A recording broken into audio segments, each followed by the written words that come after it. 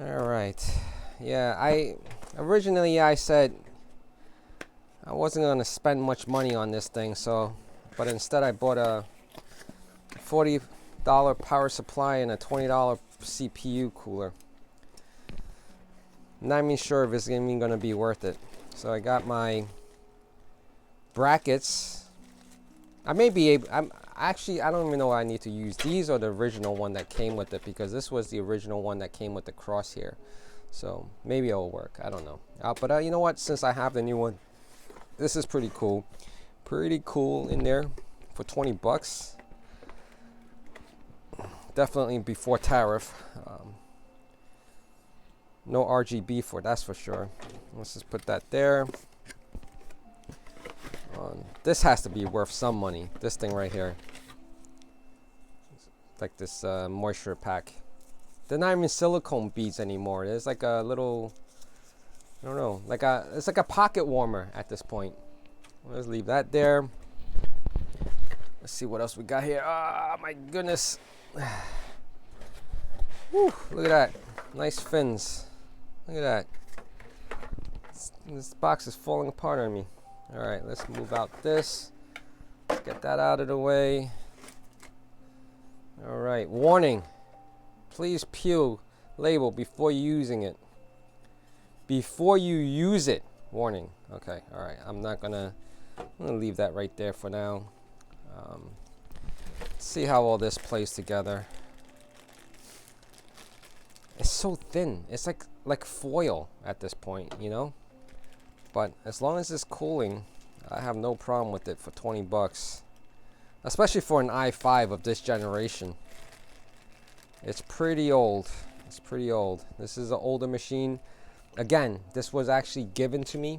The person that gave it to me said they were just gonna throw it out. I actually ended up building them a new machine. Very excited. It comes with thermal paste, which we're gonna reuse. So before I take everything else out, let's look at the instructions. We're gonna follow the one for the LGA, not AMD, right? So obviously there's options for Intel and there's AMD. So let's do that. So they want you to put the thermal paste. All right, how do we mount the fan on there? It doesn't even go into that portion of it yet. Like it just jumps right into, oh, there you go. All right, here you go. So for Intel, now you have to make sure you choose the one that you're going to be using, Intel or AMD. We're going to be doing Intel. So, all right, so let's start off at Intel, AMD, Intel, AMD, Intel. All right, any version of the 1155X. I'm a 11.5X. I'm a 1155. So I will be following these directions. So I will be using, first of all, this black bracket. Stay with me, guys. This is gonna be a lengthy one. I'm a little buzzed right now, so we're gonna be using this LGA 1150X, and we have a couple of these other brackets. We're gonna be using D. This curved one over here, two curved ones that we're gonna be mounting onto the heat resistor, I guess, whatever you call that. I can see why these are $20. This thing is so thin, like you could just bend this and. All right, so we got two pieces for the LGAs. That's for the Intel, and the other two is for AMD, which we're not going to use. So I'm just gonna put it over there for now. I do need a screwdriver, which I didn't grab yet. So let me go grab one, a Phillips head. There is screws. Oh, did I not take out the screws? Oh, I didn't take out the screws. The screws, no, there was a little baggie with the screws. Where'd I put it? Where the hell did is it in here? Nope, not in here.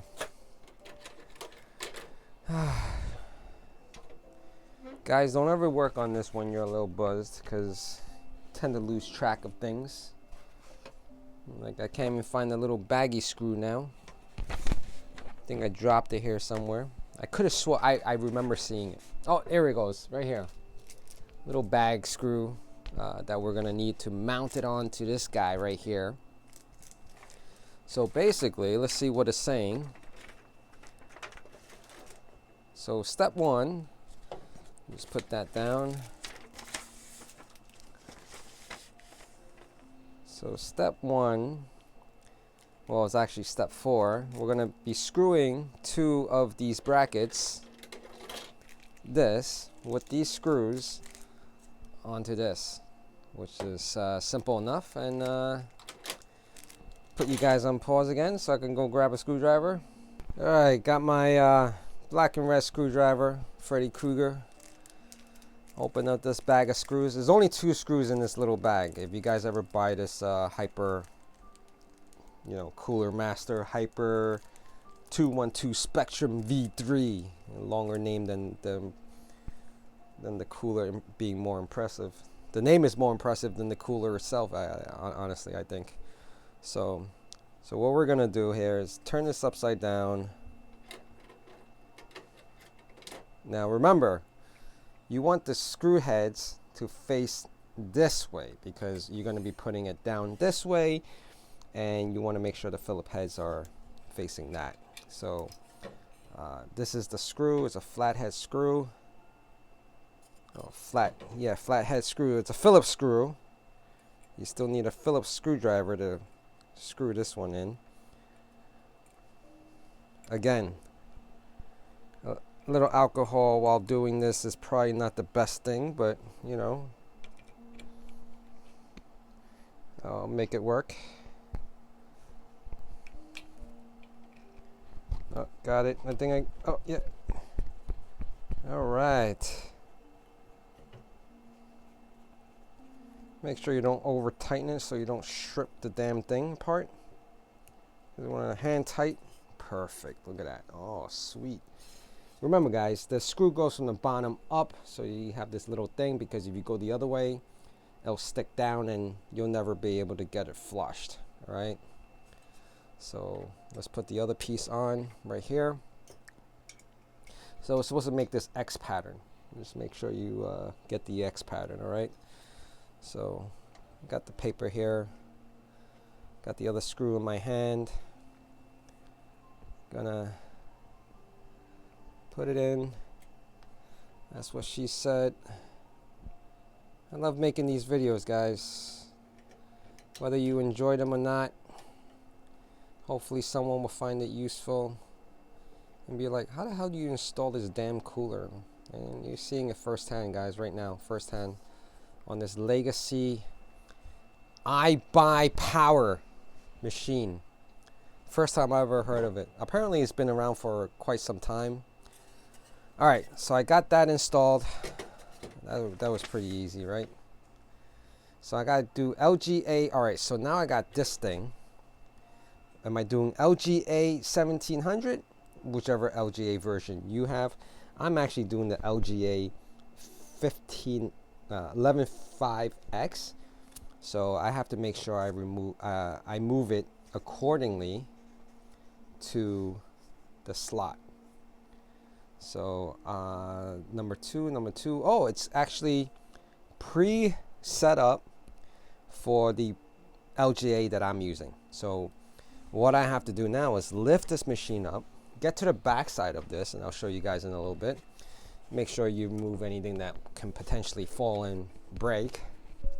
Move it off to the side. Most importantly, this guy right here, a really fancy silver fish fin. I'm gonna lift this guy up. Oh, make sure you have your back panel removed. All right, and then we're just gonna fit this in here. Should sit in there pretty seamlessly, hopefully, without having to readjust anything. All right, look at that. Oh, look at that. Look at that. Got it in. All right, let me just move this up. So you see right here, this is the bracket the Cooler Master came with. It fit into the original holes. Now I'm gonna lay it down while holding while holding the back bracket so it doesn't fall off, because I'm seeing it. It's falling right off. So I'm holding it into the screw holes. And what I'm going to do now is grab the fin and just place it down into the corresponding holes, all 4 of them. Shouldn't be a problem. Take my screwdriver. Make sure you go around doing the whole clockwise thing so you don't over tighten one side. So I got one, couple of turns there.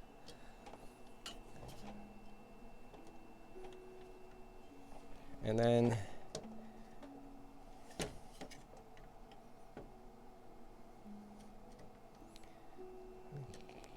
let's see. All right, so I made a mistake, guys. I made a mistake. I can't screw this in until a couple other things take place. All right, a couple other things need to take place. One, I gotta remove this damn sticker. And then this point of time, I have to put thermal paste. Intelligent me totally forgot about that. So now I have to grab my thermal paste, which I also misplaced now. Like, where the hell did it go? Where did I move it to? Oh, I see it, guys. I see it. Thermal paste. All right. All right. Now, how do you put your thermal paste? How do I put my thermal paste? It's totally up to you. There's plenty of videos out there. Pretty decent amount of people telling you how you should put thermal paste. I like to put the number 5, like a dice. 1 dot in the middle, 2 on top, 2 on the bottom. So it makes the number 5, like the 5 dots on the dice. More than enough.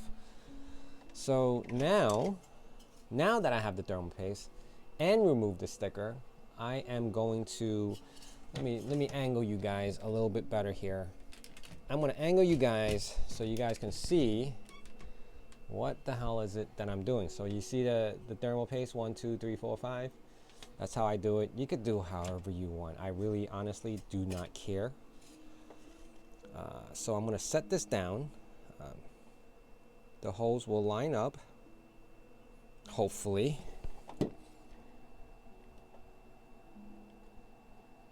All right, there you go. So now I'm going to make sure each side of the screw meets the thread, just to hold it in place. Okay. All right, so that's one. And that shit just fell. Not cool, man, not cool. All right, thermal paste is still intact, which is fine. You would think there's an easier way for this, right? Honestly, what do you expect for 20 bucks? 20 bucks. All right, got it again. There you go. Sorry guys, this might be a lengthy video, man.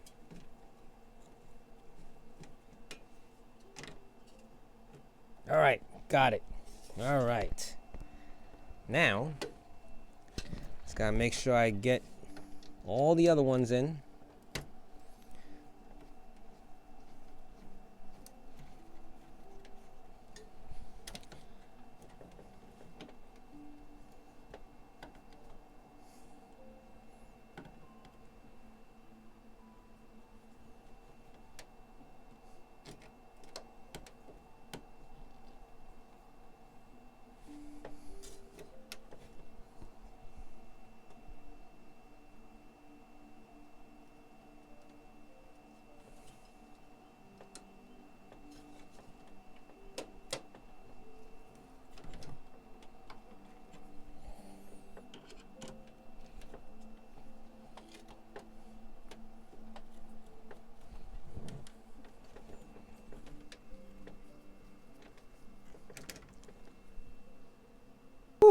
All right, guys, that took a little effort, man.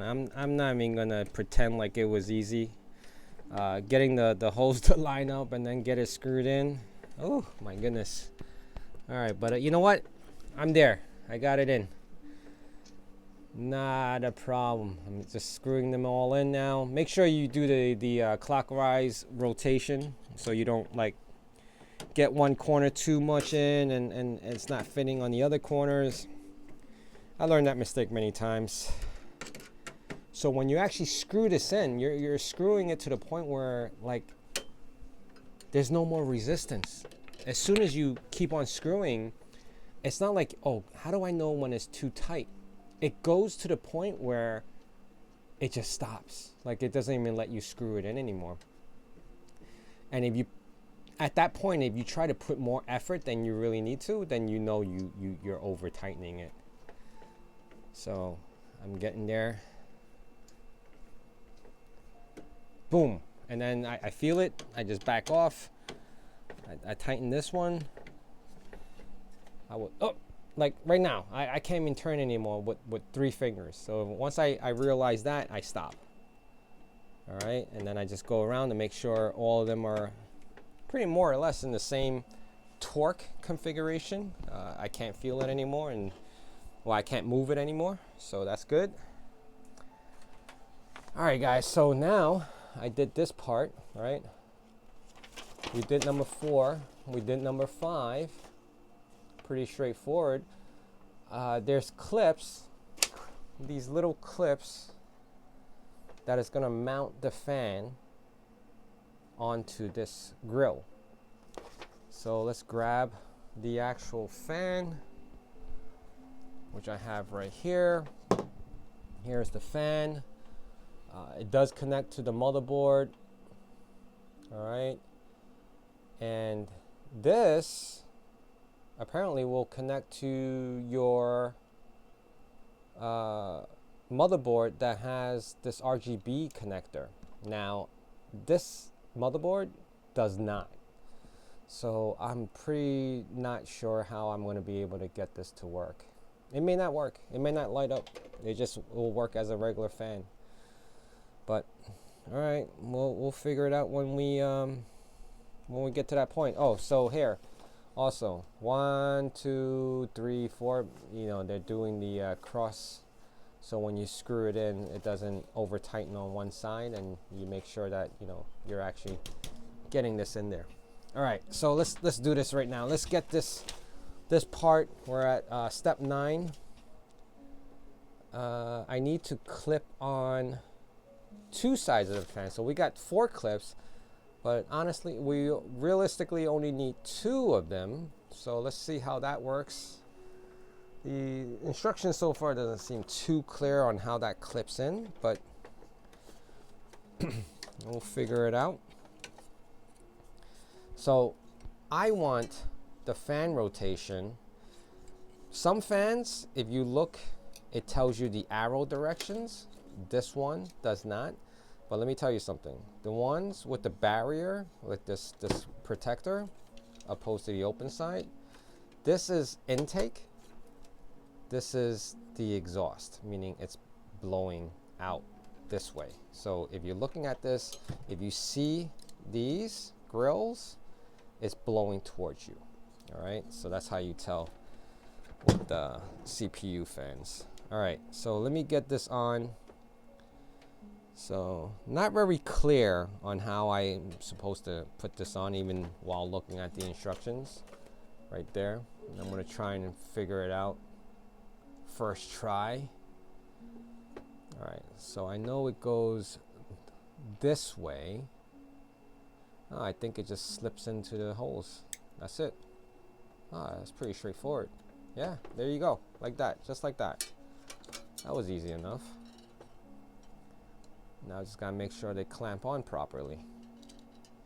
No screws, even better. Just slides right into the existing mounts, the screw holes. But what I want to do, I want to blow it out to the back of the case. So because I have it this way, now I have to turn it around because I put it in the wrong way. All right, let's do this. Let's just flip it around, which is not a problem. All right. Oh my goodness. This is a pretty long video for just a CPU cooler install, isn't it? But hopefully you guys can just like find this entertaining and amusing, because try doing this when you drank a couple of shots and then you tell me how it works out for you. All right, so do this. I'm gonna clip this in. Oh, I did it the wrong way again. I think I'm supposed to have it the other way. Meaning, I put it the right side, but the clips are supposed to go inward. So when you put it against, right? Let me see. Hold on one second. I mean, it looks like I had it right, so I don't know why it's not working for me.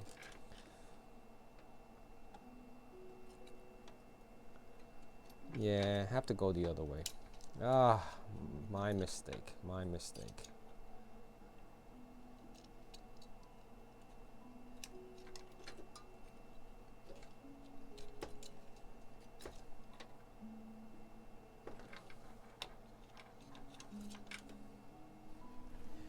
Maybe the other 4 clips is for a reason. Let's see. Are they all the same? Let me see if they're all the same. It looks like they're all the same at first glance, but can never tell. Never tell. Until you closely examine them. Right? Am I putting them in the wrong way? So the 4 fan clips are identical. There is no difference between them. I was thinking maybe, oh, there's a difference between left and right, or, you know, but nope. Goes in one way and one way only. So let's see, why am I not getting this part?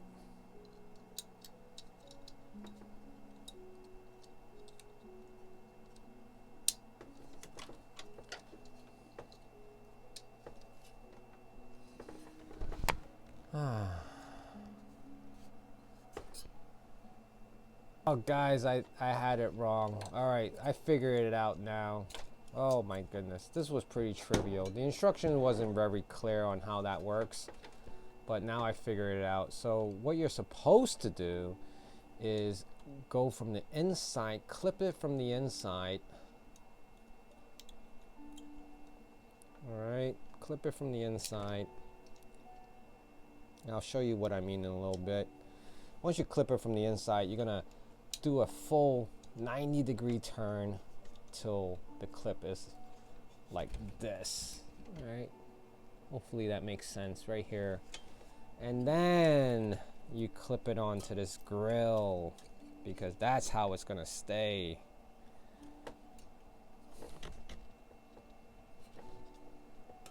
Oh, got one side, and then the other side. Pretty impressive. All right, let's make sure I have some room here. All right, it clears out of the. All right, so I have the fan power. I don't have so much the RGB connector because this motherboard doesn't have it.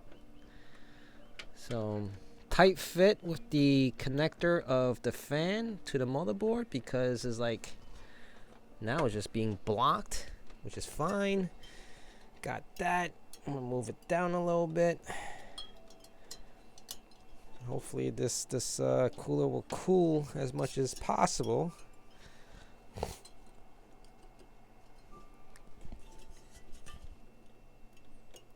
All right.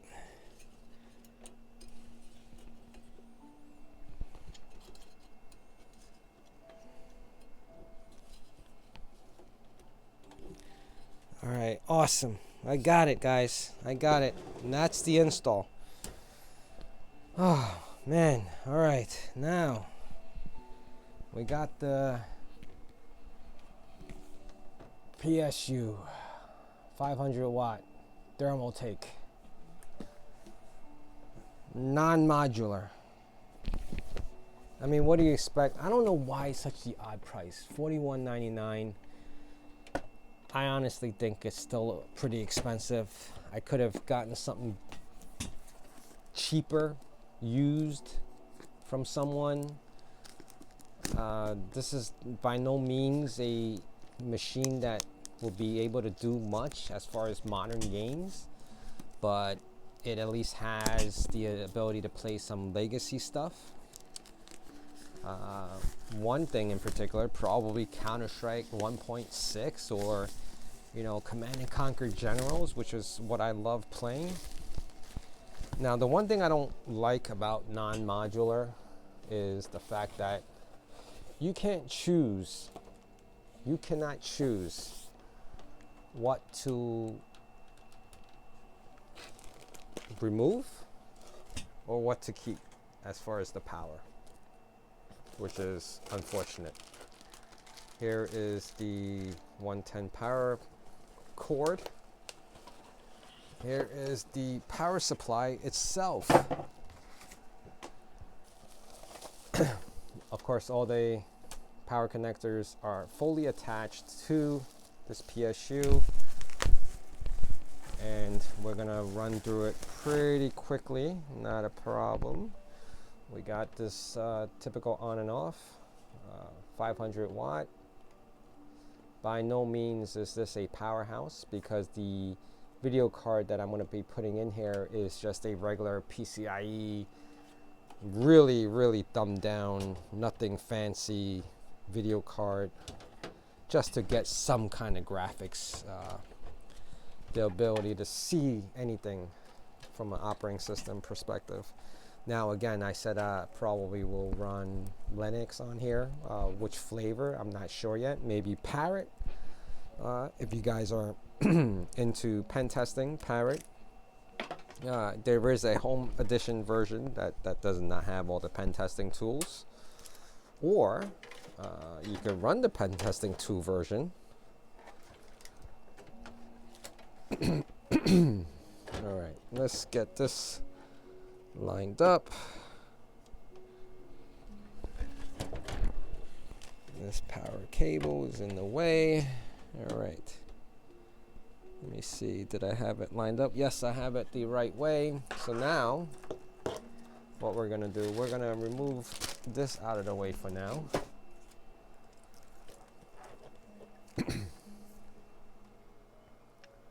So, CPU connector, there's a plug right up here.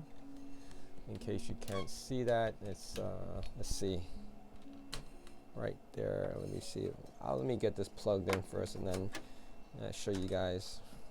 There's like a CPU plug right there. Make sure it says CPU, so let's see. Let's get some light here. Of course, you need power to the motherboard, which is this guy, the biggest connector. You can't go wrong with that. It only goes into that one particular spot on the motherboard. And then, of course, there's going to be a lot of other power connectors that you may or may not use. This is definitely going to be for the PCIe. It says it right there. But I don't have any fancy GPUs that I'm going to be putting on here, so no point in using that for now, unless I decide to get like a cheap 3060 or something along the lines of that and putting in here, but I don't find a need for that at this moment.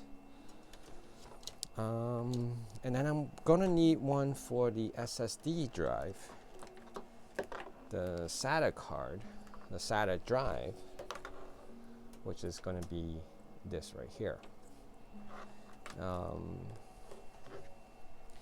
And then that's it. For now, you know, I'm going to screw this in, but at the same time, that's pretty much it. I just wanted to put this in. I wanted to show you my new build, even though it's an ancient build. Again, this is a machine that was pre-bought with everything pre-built with Windows 7 at the time.